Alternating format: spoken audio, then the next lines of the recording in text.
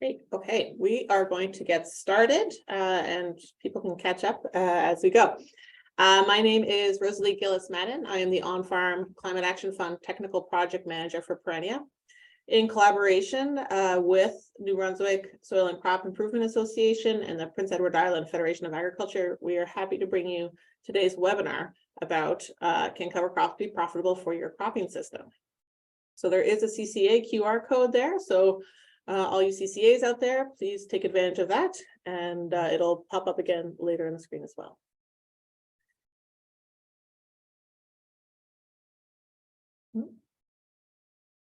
So if you would like French subtitles, please take advantage of that option at the bottom of your Zoom screen. Just click on the little up arrow and you should get French subtitles. So quick housekeeping, all participants will have their audio and video turned off during the webinar. If you'd like to ask a question, please use the Q&A feature at the bottom of your screen. And please keep an eye on the chat function as some links will be posted there. Questions are going to be addressed at the end of the presentation, and a link to the post-webinar survey will be posted in the chat. We really appreciate it when people fill out the survey. It helps us serve you better. Just a quick plug for some of our upcoming learning opportunities. So Dan Mosley, our dairy specialist, has an in-person workshop at in Port Williams, Nova Scotia, coming up on the 23rd. There's also a cover cropping and tunnel spaces that Talia Plaskett, our protected crop specialist, is hosting.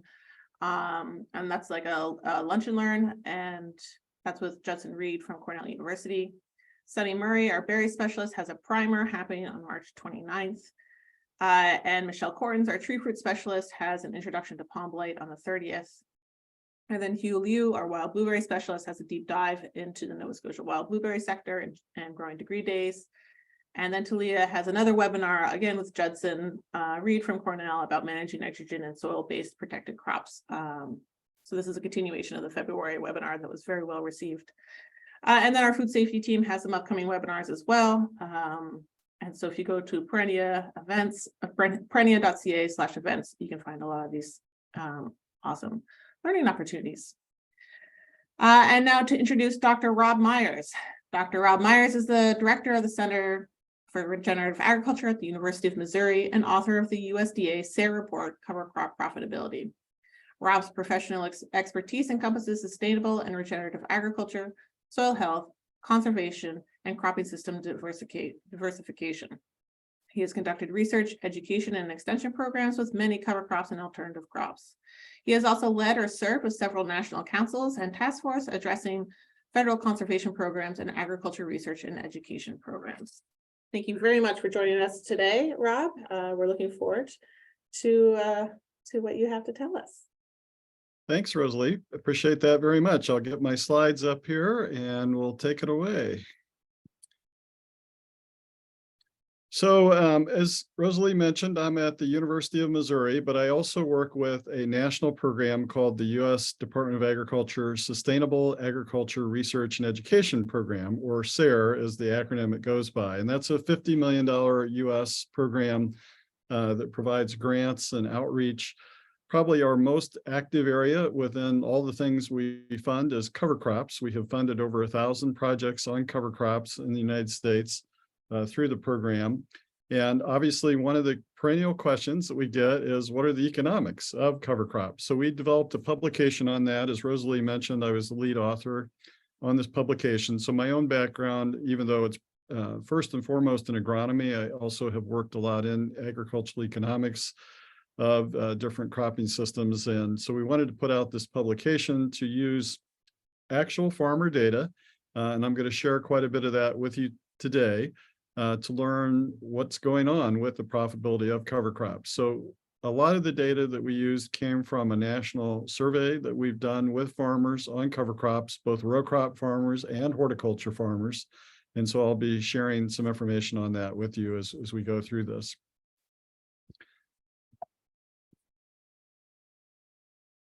So just as an example, one thing we did besides using survey data was also talk to individual farmers. And an example of that from Indiana is the Rulon farm. They have a couple generations working together And as they've kept extremely detailed records on their cover crop economics, just as an example, and they're not unique in that, but there are many others that have done it as well. But they found after doing cover crops for many years that they were seeing some rise in organic matter in the soil, that they were able to reduce nitrogen loss working with a university in their area, and had an ability to cut back on some of their costs for fertilizer, which in a time of high fertilizer prices is obviously important. So in their case, they cut back on their nitrogen by a modest amount, phosphorus and potassium as well. And then they found they were able to document that they were getting modestly higher yields. And I'm going to show you some more information on that more generally across a large number of farmers. Here's another farmer that's a little bit smaller scale, but still doing primarily row crops. Junior Upton, he has found by using a mix of cover crops that he was able to get his cash crops to root deeper. So one thing you'll hear me talking about today is the resiliency of cropping operations. That's a big thing when we look at the economics of cover crops, is what they add from a resiliency standpoint. And he too was able to cut back on fertilizer cost and had some herbicide savings as well. And then for him being a no-tiller, he kind of sees the no-tilling go hand in hand with cover crops. So as we looked at a large number of farmers, data from over 1,000 farmers from our national survey, we got some seed prices. Now this was in the early years of the survey, but at that time we were finding that average seed cost was $25 an acre for all types of farmers, both row crop farmers and vegetable farmers. We found that their cost of planting the seed, which obviously can vary quite a bit, but averaged about $12. And then termination is kind of interesting because certainly some farmers do have a cost to terminate their cover crops, but many others either plant a winter kill cover crop that doesn't survive the winter and thus you don't have to deal with it in the spring, or they're routinely, even with their normal operations, spraying herbicide in the spring to take care of any weeds that are out there. Or maybe in the case of a horticulture producer, maybe doing a normal spring tillage. So we found from survey data that a strong majority of the farmers were not incurring any extra cost to termination. It just happened as part of their routine management. So on average, we said that about $37 an acre was the cost at that point in time. Now, I really believe with more recent survey data, those costs have come down. Farmers are getting more efficient with how they're using these cover crops. And I've had many farmers tell me they're getting them established both for the cost of seed and the planting costs for more like $20 an acre, but it just depends on what they're doing. We do see horticulture operations that are paying quite a bit more, in part because they're using legumes in a mix and trying to get good weed control. So obviously there's a wide range of costs there. We look at larger scale production, or really any type of scale, there's different ways we can get that cover crop seed cost to be lower. Part of it is by selecting the species. The legumes tend to be the most expensive cover crop to use. If we're using something like cereal rye, triticale, or wheat, depending on the sourcing of those are much more modest in cost. Typically the costs are going to be, around $10 an acre, maybe a little higher if you're planting a high rate for weed control. The seeding rates makes a big difference, though. We do see farmers in a lot of cases maybe cutting back on seeding rate from what they did in earlier years. Just depends on their goals with the cover crop and then their method. I'm showing here a really large row crop planter. We've seen some farmers using these because that can allow them to cut costs and use a little more precise seeding rate. Others obviously are doing broadcast. We see a lot of course people doing drills or aerial applications. So it just depends on the operation and the scale that they're using. And then the seed source matters. We're seeing more farmers grow their own cover crop seed, depending on what they're using, if it's appropriate to grow in their area. And that's another way they're getting some savings. But having said all that, just as a very conservative number, we, for our analysis, assumed an average cost for both the seed and establishment to be $37 per acre, and that's US dollars. I'm sorry, I didn't go through and convert it into Canadian. I didn't have time to do that, I'm afraid. So I want to talk a little bit about horticulture operations, and then I'll go back to looking at grain operations. So one question we asked in our national survey, and this was a couple hundred horticulture producers, Did you see any benefit for your net profit? And we saw that about a fourth of them said that they had an increase in net profit, modest, of 2 to 4%. A little larger percentage, around 35%, said they had a moderate increase in net profit, at least 5% or more. And then 38% said there was no significant change, but they're getting other benefits. So we'll look at those in a second. Now, note, there were very few that said they had a reduction in profit. So even though they're having the cost of seed and getting it established, for horticulture producers, only 3.8% said that was having a negative effect on their bottom line, and those were quite small, 2 to 4%. So that's good to see. I was not sure what we would find with the horticulture operations. Now, I mentioned termination. We asked the horticulture users, how are you terminating? Obviously, this is going to vary by the type of operation and the size of the operation. We knew a lot were mowing, and that is about a fourth of them as a whole were doing mowing. But quite a few were also terminating with tillage. An equal number was spraying, and then again, some were just using things that winter killed. I was a little surprised. Now, this is from our 2020 survey, that we didn't see more roller crimpering, and I think it just depends again on the type of operation. We know some smaller scale vegetable growers are moving to using tarps of plastic of various types to terminate the cover crop. That allows them to do a no-till planting by using those tarps. You have to keep them on for a while, maybe up to a couple of weeks to fully terminate that cover crop, but that is something we're starting to see more on small operations, including urban farms. And we were also curious to see from a cost standpoint, what was happening with tillage in horticulture operations. There's been some people say, well, if you're doing a cover crop, does that lead to horticulture producers doing more tillage? Well, about a third, 35% said they had no change in the tillage, but only 5% said they were slightly increasing and 2% significantly increasing, whereas over half total either were slightly or significantly decreasing tillage. So I think that was good to see, and it's probably one reason that there's been some savings for horticulture producers using cover crops, is it's helping them maybe not having to till so much for weed control or for other reasons. So when we think about the economics, are the farmers doing this for a net profit reason? Well, the number one reason they said that they were doing it was to improve their soil structure and soil health. 80% were also very interested in the weed control, quite a few for erosion. 63% for improving water filtration, and so on. So clearly a variety of reasons horticulture users were getting into the cover crops, in addition to looking at the economics. So I want to kind of switch back to the farmers as a whole, not just the horticulture farmers. And some of what I'm going to show you is specific to grain type operations, especially corn and soybeans. But I think a lot of the principles I'll be sharing would apply to almost any cropping system. So one thing we can ask, whether it's a vegetable or a fruit crop or a grain crop, potatoes, whatever it is are we going to see higher yields following the cover crop? That's a big question as well. And then over time, do we get any lower costs of the inputs? I've already mentioned some farmers seeing lower fertilizer costs. And then this resiliency idea, which I think is one of the things that's toughest to get our hands around, or maybe our calculators around. But I'm also convinced by looking at a lot of data that resiliency is probably one of the biggest economic benefits of cover crops. And I'll kind of end the presentation a little later with some details on that. So just looking at corn and soybeans, and I apologize, I don't have any Canadian data, but this is across a broad swath of the United States, most of the corn and soybean growing areas. So I think it'd be similar for any corn and soybean growing areas of Nova Scotia. These were different years. 2012 was a drought year in much of the region that we were surveying. And in that year, there was a really big benefit to cover crops. Both corn and soybeans were around 10% yield benefit following cover crops. In subsequent years that had more typical rainfall, the yield advantages were not as large. For corn, typically 2 to 3%, soybeans 3 to 5%. So modest.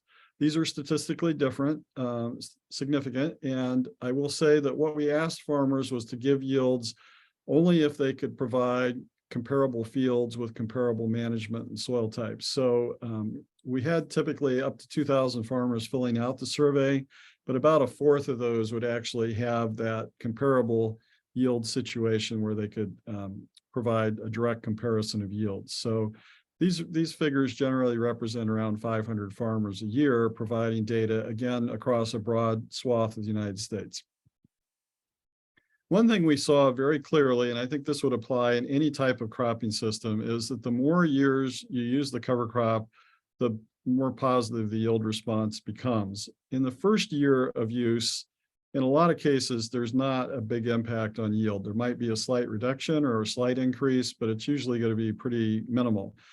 The slight exception to that is if we have a really dry year, like we had in 2012, we saw first-time users of cover crops did see a positive yield benefit in that dry year right away. And I'll try to talk a little bit more about that. So why do the yields increase more over time? Well, as you can guess, as soil health improves, that's a big part of it. Each year that we're using that cover crop, the soil health is gradually getting better. And so after we've been using them for 3 to 5 years, that's where we start to see some really nice, clear yield benefits. Also, though, the farmer's gaining experience with the cover crops. So learning how to manage them in a way that works well, doesn't cause any impediment to that cash crop. And so I think that's part of the factor as well. So we looked in our survey data at yield impacts over 1 year of use, 3 years, and 5 years of use, just to give you some snapshots. And this is based on regression analysis of multiple years of data. And as again, in that very first year, there's not a really big impact. Corn was pretty negligible, but slightly statistically positive response for corn yields. Soybeans a little bit bigger at 2%. But by 5 years, we're seeing a still modest but significant 3% increase in corn and 5% for soybeans. Now, this is based on 2 particular years, 2015 and 16, where we had asked some questions in a way that let us track the number of years cover crops have been used. Those were relatively normal weather years in terms of, kind of average rainfall across a broad growing area of corn and soybeans. So again, in a drier year, those responses would have been stronger, but still notable. So we then started to look at that as a baseline of return, and no surprise to any of you listening, there was a net cost to using the cover crops in the first year of use. In other words, it cut into the profits. So about $30 an acre on corn, again, using US prices, about 23 on soybeans.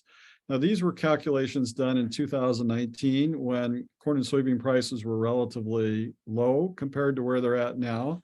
So this picture would look a little more favorable for cover crops at the higher corn and soybean prices. Regardless, after 3 years, in this analysis based on hundreds of farmers' data, cover crops were breaking even on average. Now, of course, there's lots of field to field and farm to farm variability. And any year after 3 years, so 4 and 5 years and beyond, you're getting net profit back every year. So this particular scenario is looking at average weather conditions and kind of average management. And what we're looking at here, again, these prices were lower in 2019, about $9 US for a bushel for soybeans and $3.50 for corn, certainly quite a bit higher now. Very minor savings for reduced repair of erosion in fields. And then after 3 years, some potential savings in weed control costs. And then for fertilizers, we were assuming not much change, really no change at the beginning, but by years 3 and 5, some modest savings on fertilizers, especially for corn. So that's what we're hearing from farmers. The first year or two, they use the cover crop, they pretty much stick with their existing fertilizer program, and some continue to do it for many years after they're using cover crops. Others will start to cut back on their fertilizers and get some savings there. So this is the same table I showed before, but I just want to emphasize that there is a cost to using the cover crop in year 1, and that on average, we were seeing them break even by year 3. Now, again, this is just corn and soybeans. So part of what I look at there is, so a farmer may say, well, I'm only going to invest in something that pays off this year with a cover crop. But yet we know that there are other things that they invest in that do take time to pay off. So liming a field, for example, usually is going to take 2 to 3 years for that to pay off, but it's kind of an accepted practice in areas that have acidic soils. Or buying equipment. We know that that can take multiple years to amortize the equipment and make it pay off. that investment. And yet it's just, standard practice to upgrade equipment, whether it's new or used, in the farm operation. So what we wanted to look at in particular is how the various management scenarios would come into this. I've shown you some average figures, but each farm is unique. And those of you on the call today, whether you're farming or advising farmers, lots of different circumstances. So we wanted to look at some of these different circumstances and see how does that affect cover crop economics. So I'm going to briefly walk through some of these different scenarios. One of them that applies to many types of cropping systems is herbicide-resistant weeds. We know these are becoming more problematic. I imagine they're starting to show up in Nova Scotia and getting a little more common. If it's like what we've seen in the US, they'll just continue to get worse and worse, unfortunately. I know my own family farm in Illinois, we did not have herbicide-resistant weeds like 5 years ago, but they've really invaded in the last 3 to 4 years and have become a significant problem.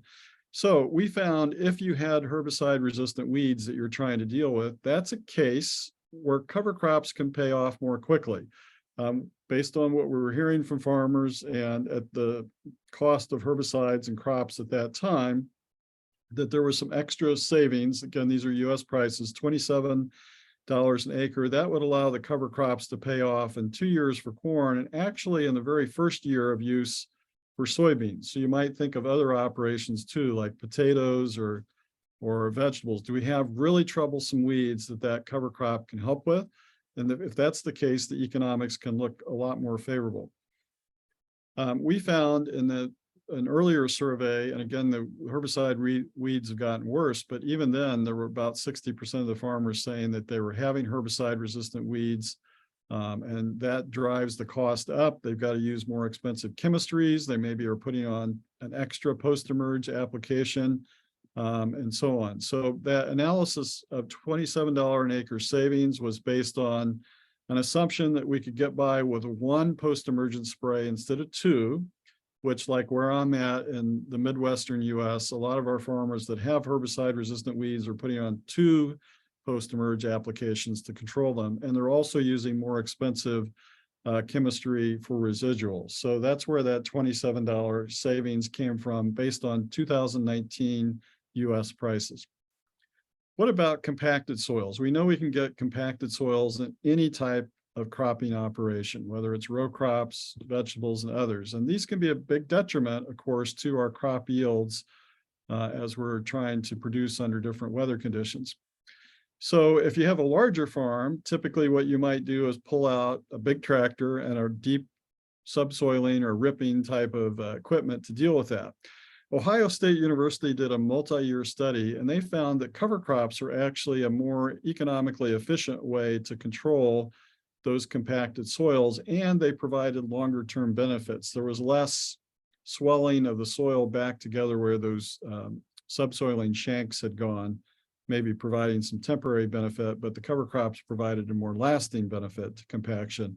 So based on prices in 2019 of normally costing $15 an acre to subsoil, if you were trading that off, that you're using the cover crop instead of a subsoiling device, that could make cover crops pay off in 2 years for soybeans and break even in 2 years for corn. Fertilizers, as I mentioned, have gotten more expensive without question, regardless of the scale of operation you have or the type of cropping system. And we are seeing farmers talking more about how cover crops are helping them with that. Obviously, legumes is the first thing we think about if we can get some nitrogen fixation, grow the legumes long enough. But even for phosphorus and potassium, there can be some benefits over time. Again, it may not happen right away. It may take a while for that soil health to build up. But in situations where we've got a lower fertility field, we felt that the cover crops could help pay off a little faster for corn. Probably not a big difference for something like soybeans, but again, just depending on the cropping system. And I'm just going to move through this quickly. We've got all these details on these analyses in that full report. It's a 24-page publication.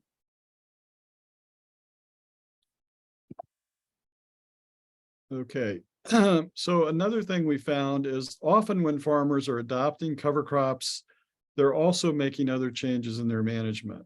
They start to get excited about soil health. and they say, okay, well, I'm seeing some benefits from the cover crop. What else can I do? And one of those changes is often to start looking more seriously at no-till. Now, we certainly have no-till farmers that are adding cover crops, so that's a little different situation. But let's say you're a conventional farmer, regardless whether you're vegetable or row crops, and you have started using cover crops. If you then decide to go into no-till, we found that can be another thing that can help with some savings. So I'll break this down, but we were, from our calculations, getting an extra savings of $24 to acre when we converted to no-till while using the cover crops. And again, that made them pay off very quickly with soybeans and within 2 years for corn.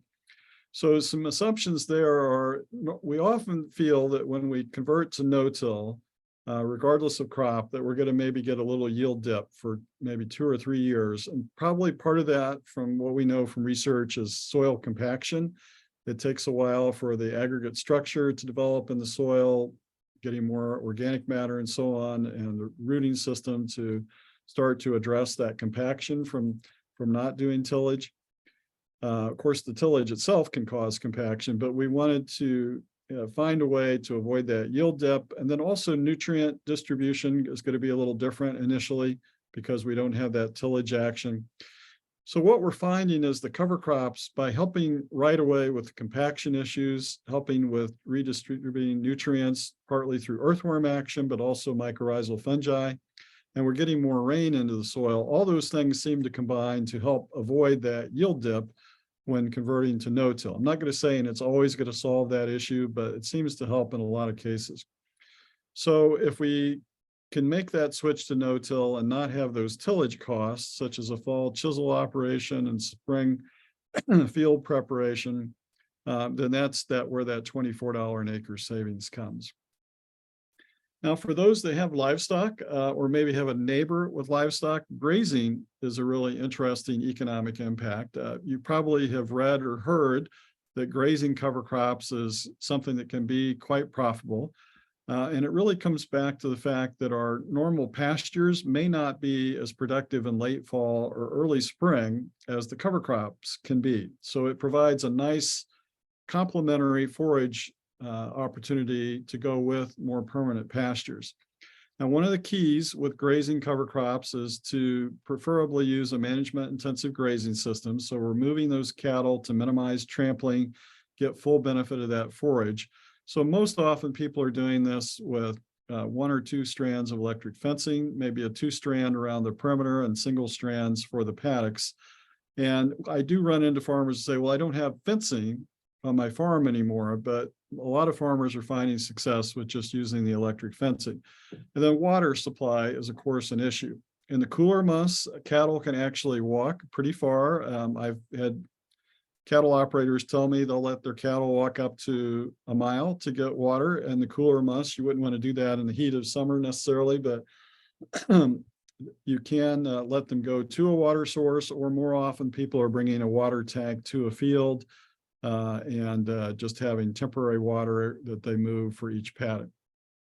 So there's a big potential boost to economics there. Looking at a hay replacement model, we calculated in 2019 prices savings of $49 an acre, or a net profit boost, I should say. And that allowed the cover crops to pay off in year 1, unless you have a lot of costs to buy fencing supplies and or watering supplies. So we're kind of assuming that somebody's already got some electric fencing, maybe has a water tank that they can move, but obviously if there's some of that infrastructure cost, that's going to slow down the payoff maybe to the 2nd or possibly even 3rd year. So that hay replacement model was developed by a farmer economist who actually does graze cover crops on his farm. And so he based this on real world data from not only his own farm, but other farms. And so he assumed a grazing of cereal rye, and the pretty conservative estimate of 1,500 pounds of dry matter. Rye can produce much more than that, but that was a conservative estimate. He also assumed you're going to lose about half of that due to hoof action and selective grazing. So you're only going to get 750 pounds of dry matter of actual production in terms of forage. But that could replace over 1,000 pounds of hay, because you don't always get efficient utilization of the hay either. and then you got to factor in the dry weight of the hay. At that time in 2019 in the Midwest, he was valuing hay at $80 a ton. And then there was some labor savings from grazing the cover crops in terms of not having to haul the hay or go out and prepare the hay. So again, we're assuming that the portable electric fencing and water were available. So that's where that $49 came from. Now, I know in Canada, there's a different set of incentives. So I'll just mention this as kind of a point of information, but we do have a lot of incentive programs in the United States. And I would say from our survey data, maybe about half the farmers are using incentives that are getting cover or using cover crops, but many are not getting them and still doing them. But this is one of our biggest programs is through the Natural Resources Conservation Service, a federal agency that has what they call the Environmental Quality Incentives Program. And it's pretty comparable across states. I'm not going to dwell on this because it's US, but when you have any sort of incentive that's at least $30 US per acre, then that's going to make that cover crop pay off. So I wanted to end up with this resiliency thing, because again, I think this is something we don't always give full credit to the role of cover crops in dealing with resiliency. Some of you have probably seen a rainfall simulator like this, where they'll go out and cut slices of soil about 2 inches deep, and they put them in these metal pans, and the pans have holes in the bottom, and then they'll run a sprinkler over the top, and you can see the rain gauge stuck in the bare soil there. They'll try to put on about 1 inch of soil in a relatively short period of time. And what will happen is we'll have either the water running off the front of the trays because of the slope, or percolating through the soil and going into the jar in the back. So in the case of the tilled soil, you can see pretty much about 95% of the water is running off that soil and going into the front jar. From a permanent mixed prairie grass pasture, it's not running off, it's infiltrating. And the same with the cover crop, very little runoff, it's infiltrating quite well and going into that jar behind. I've seen this done probably 20 times over the years in different locations around the US. And it's always a pretty similar pattern, that you would think that that tilled soil would just soak up the water, but it doesn't. Unless it's extremely sandy, it tends to start sealing shut. And if we flip that soil over, and I've seen this done a bunch of times, it's quite interesting. The bottom one here, that is the tilled soil, the water is just not soaking through. And it's because of a lack of macropores that are allowing that rain to infiltrate. Whereas our cover crop one in the back here, we're getting infiltration of that rainfall more quickly into the soil, and that's going to pay all kinds of benefits from a resiliency standpoint. So here's just an example. 2019, we had wet conditions across much of the US. I'm not so sure about in Nova Scotia, but we had a lot of acres that could not be planted. Over 19 million acres were not planted at all that year because it was such a wet spring. And this is actually a farm where the farmer provided the photo. On the left side, this is down in Oklahoma, he had long-term no-till and cover crops. His neighbor, same soil type across the road, was conventional tillage. Now, we don't want to take too much away from a single situation, but we just did an analysis. I worked with University of Illinois on a large-scale study of Department of Agriculture data, looking at thousands and thousands of fields in that same year, 2019, across much of the Midwest. And what did we find? Pretty much what you see in this picture, that the cover crop no-till fields had less claims for crop insurance for prevented planting. In other words, the farmers did plant, they didn't claim a crop insurance, and they were able to plant earlier than the conventional fields, especially late in the planting season. So that was pretty dramatic, and we just issued that report a couple of weeks ago. Planting green. This is something some of you may have experienced with some of your cropping systems, where we're keeping that cover crop alive until we plant the cash crop. Here's some soybeans being planted into rye that's probably about four feet tall. And I, as an agronomist, would have never thought we would do that, but it's becoming fairly common. We find over half the farmers in the US are doing this in their row crop operations on at least some fields, not necessarily all fields. And what's happening is that, I should have said this, when you do that, that's allowing in a wet spring that rye or other cover crop to transpire some of the moisture out of the soil. So helping get that field in condition for planting. Now, if it's a dry spring, we do not want to do this. You could over dry the soil for sure. So just to kind of summarize and be happy to have some discussion with all, three key aspects we found looking at economics. So part of this is that when we look at the profitability from a holistic perspective, it's about how do we gain efficiency? So can we cut back on fertilizers and herbicides over time? Can we maybe reduce some tillage operations? It seems like on the whole that many farmers are finding ways to gain efficiency in their cropping system over time, maybe not in year one, but again, as multiple years of cover crop use happen. But that multi-year perspective is really critical. So it's like applying lime or equipment or other multi-year investments. We really need to look at that when we're evaluating, is this investment worthwhile?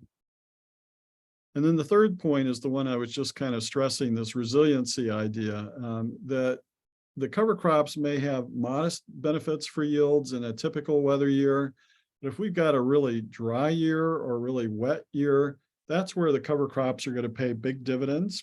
And when you think how well there may be higher crop prices in those years because of weather conditions, the benefit is magnified from having the cover crop. So I think in the long run, we're going to give more and more credit to cover crops for their help with resiliency when we talk about the economics.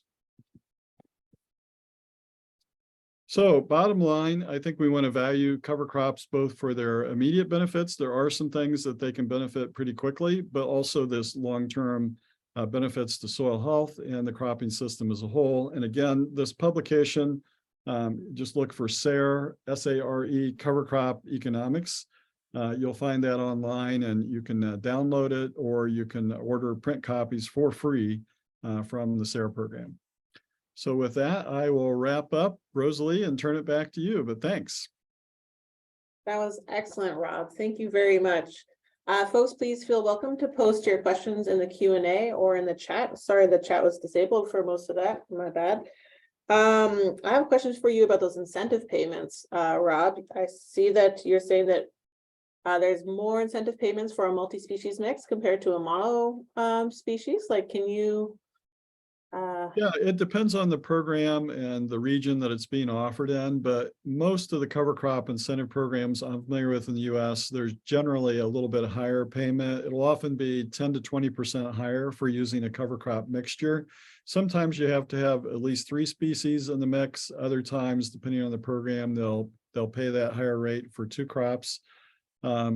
So it's not universal, but the vast majority of payment programs are offering that benefit. Now, the one exception is the soil carbon payments that are coming from private companies.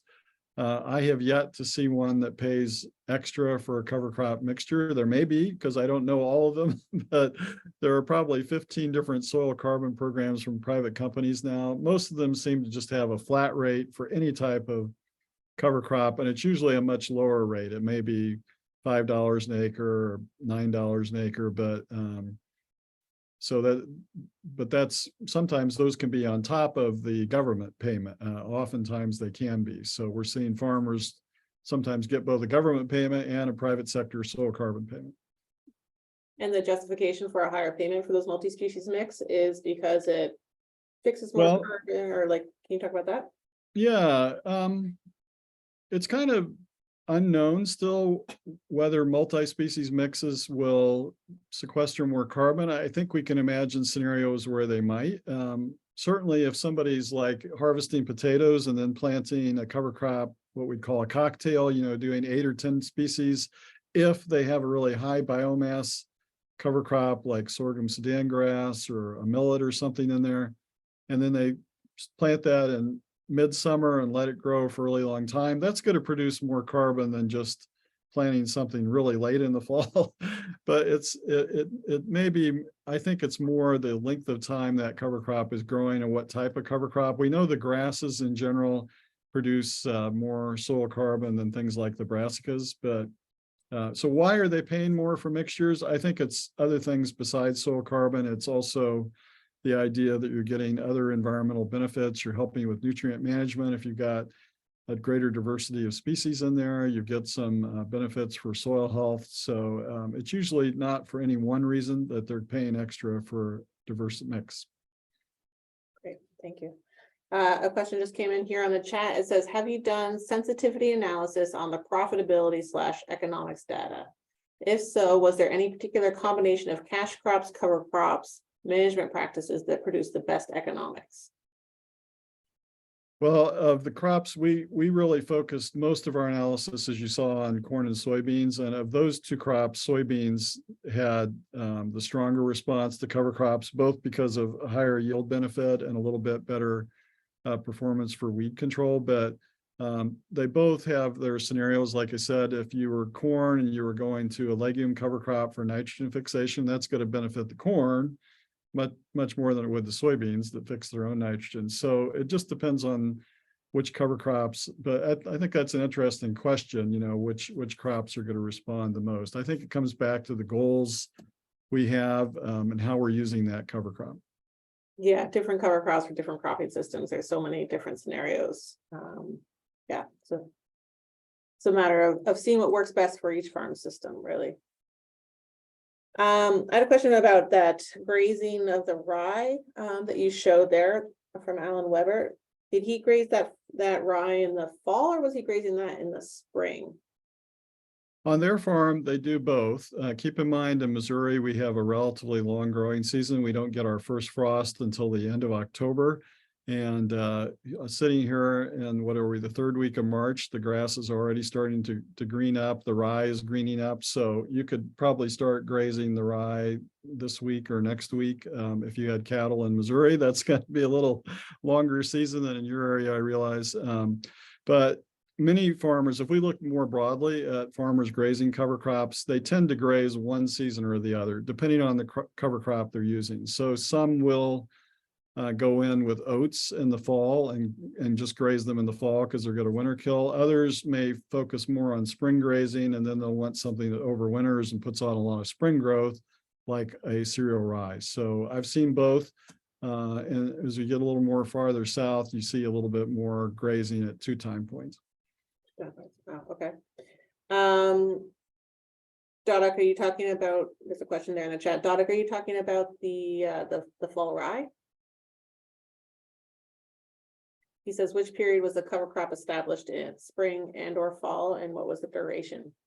Few months. Yeah, for most of this economic analysis, we're looking at fall planted cover crops that are going to overwinter in most cases. So there's certainly different economics that come into case where we have something that's early harvested, like potatoes, that we have a little longer growing season after. But I think many of the principles I discussed would apply even with summer cover crops in terms of their impacts on soil health, maybe helping with fertility, soil compaction, weed control, and so on over time. But yeah, we were focused mainly on fall planted cover crops. So predominantly fall rye, or are there other fall plantings that people are doing? Well, when we surveyed these farmers, we also asked about what species they were using, and we tracked about 15 different species. Cereal rye was used on about half of the acres, either as the sole cover crop or in mixtures, and quite a few U.S. farmers are using mixtures.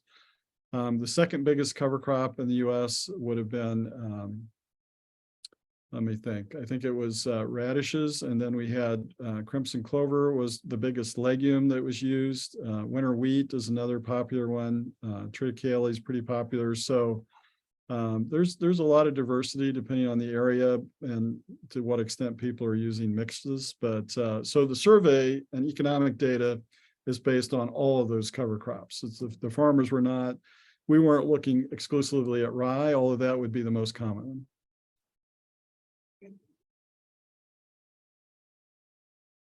one. And that year one, you showed losses on year one, and that was because that's your seeding year of the cover crop, or is that the year after the cover crop has been seeded?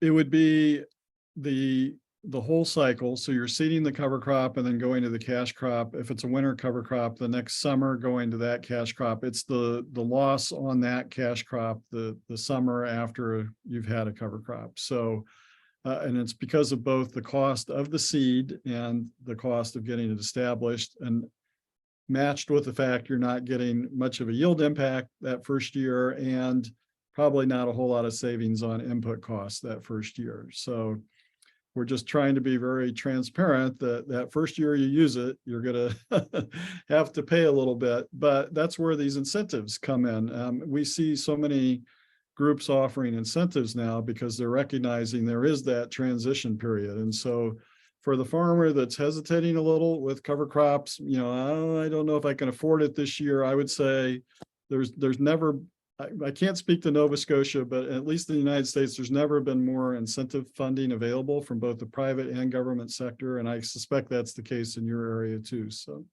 that certainly is. And like, even looking at those numbers and some of the numbers you shared, like it was a $27 to $35 loss in that year one, but like your cover crop seeding costs were about $40 an acre. So really, you know, it actually bounces out.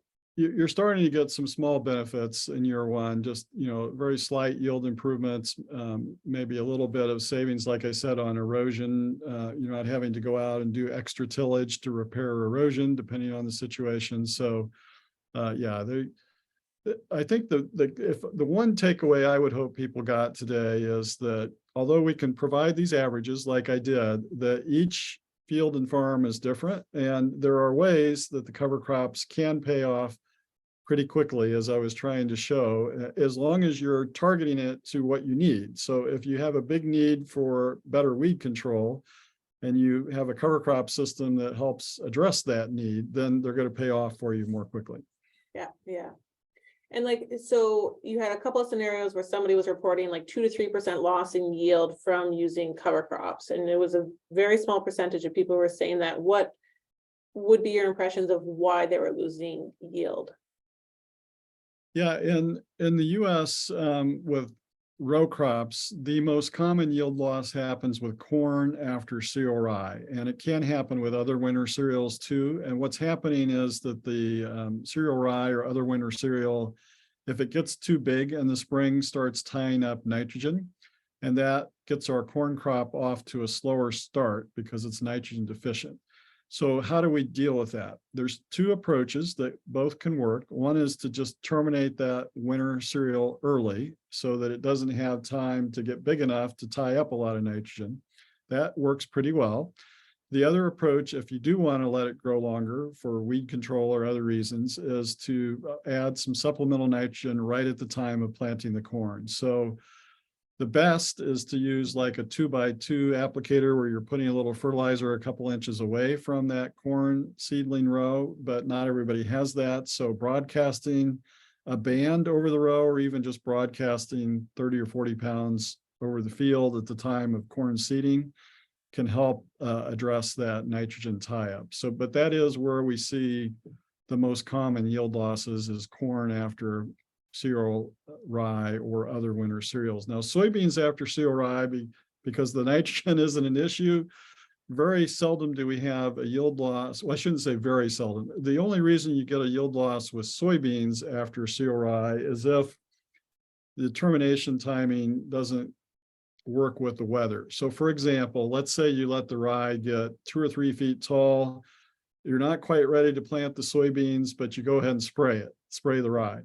And then it gets dead and it starts flopping over, and you get into a rainy spell, and then you've got this wet mat of cover crops before you can get into the field with the soybeans, and it just ends up delaying planting, and you have trouble getting a good seed bed. So that's where you can run into yield loss with almost any crop, is just not being strategic with your termination timing. So I would always say, for a first-time cover crop user, maybe think about terminating early that first year till you get a little more comfortable with it. And then after you get a little experience, you can try that later termination planting green approach. But because it takes a little bit of experience, might need to adjust your planter and so on.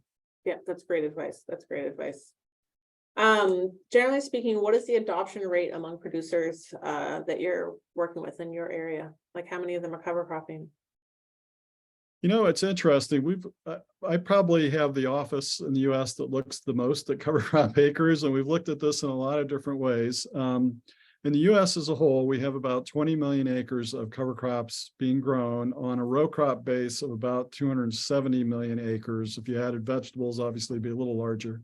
So it's less than 10% of the total US crop land. But what we've also done is looked at individual counties and what percentage of the land could be planted to cover crops if you take out hay fields and where there's already winter wheat or something.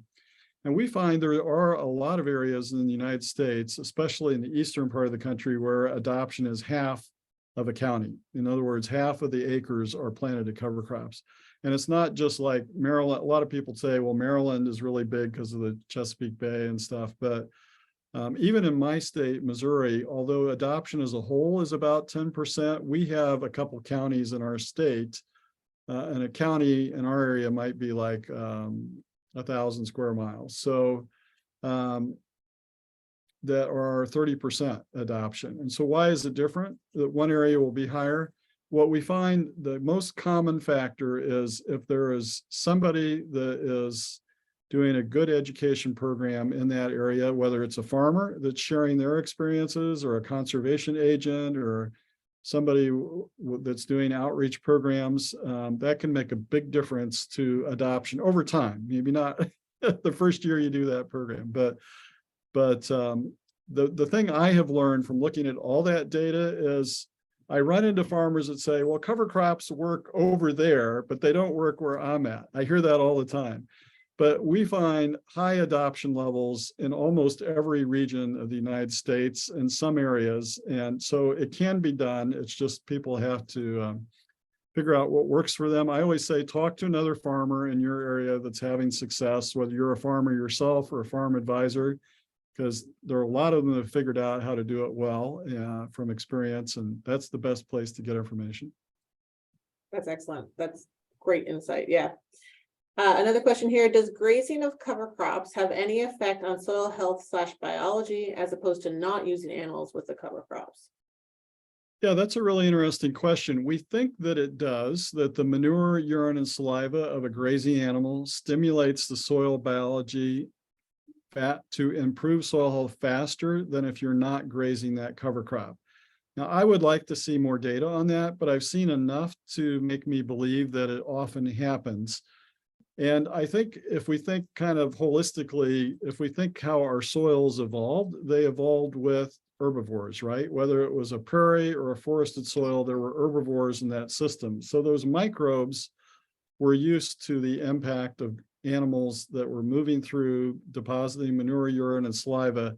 And when we take that away, that microbial community doesn't have what it evolved to adapt to. So I think that's probably what's going on. Now, we hear farmers say, well, what about compaction from the grazing animal? That's seldom as big a problem as we might think it would be. I used to be concerned that would be an issue, but I've had so many farmers grazing cover crops say, I was worried about that, but I just haven't found it to be the case. Now, you have to be smart. You have to move your water source around, not leave the animals out there during an incredibly wet period. But if you provide some management, keep moving the animals, the compaction shouldn't be an issue, and those microbial benefits should add up.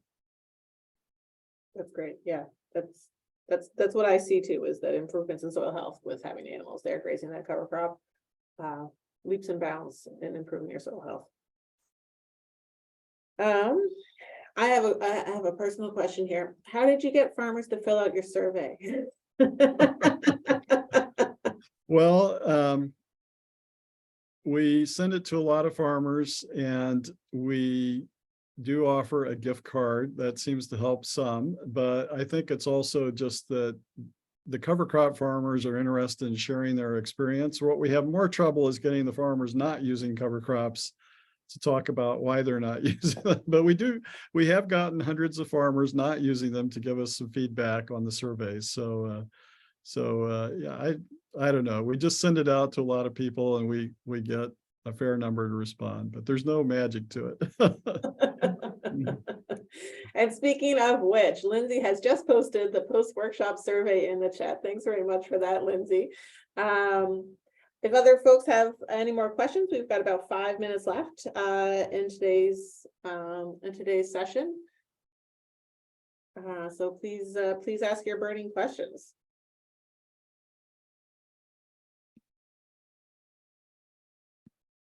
I can ask a question, Rosie. That'd be great. So if a producer is looking to establish cover crops, what type of information, maybe besides yield, would you recommend they collect so they can get, even if they're just doing kind of an economic analysis on their own farm? Like, what type of information are you collecting in the survey? Well, besides yield, I mean, the first year you use it, again, you're not going to see a huge impact, but I would say over time, use soil testing to determine whether you need to stay at the same fertilizer level or whether you can cut back, kind of monitor pests, including the weeds, to see, depending on the weed control system, whether there's some savings there. Obviously, everybody that promotes cover crops says try to reduce tillage, so that can be a savings. And it's not a direct economic thing, but I would say it's worthwhile to do soil health testing, because if we think in terms of our own human health, we all think, oh, I'm in okay shape, right? But then you go to the doctor and they measure all these things about you, your cholesterol, your fatty acid profile, your heart rate, all these blood pressure. And then they say, you've got this particular part of your health that's a little out of whack. Have you thought about doing a little more walking? So if we measure, we have a better idea where maybe we need to make some changes. And as we monitor over time, then we can see if these changes in our practices are paying off. So I would definitely recommend doing some sort of soil health test at the beginning, and then monitoring that over time. And it's not a bad idea, regardless of the cropping system you have, to also look for a nearby site like a fence row that has not been disturbed for a long time and has had perennial vegetation on it. Use that as a checkpoint just to kind of see how your managed crop area is doing, and then again monitor over time as you've implemented that cover crop. And some soil health things are going to take multiple years to show benefits. Some are going to show a response much more quickly. Awesome. Oh, sorry, Caitlin. Oh, I just said awesome. That's what I was hoping for. You mentioned soil sampling. Those perennial pro sampling. You mentioned having those perennial fence rows having improved soil health typically. So in other perennial systems, do you see an opportunity for cover crops there? So like tree fruit or vineyards, that sort of thing?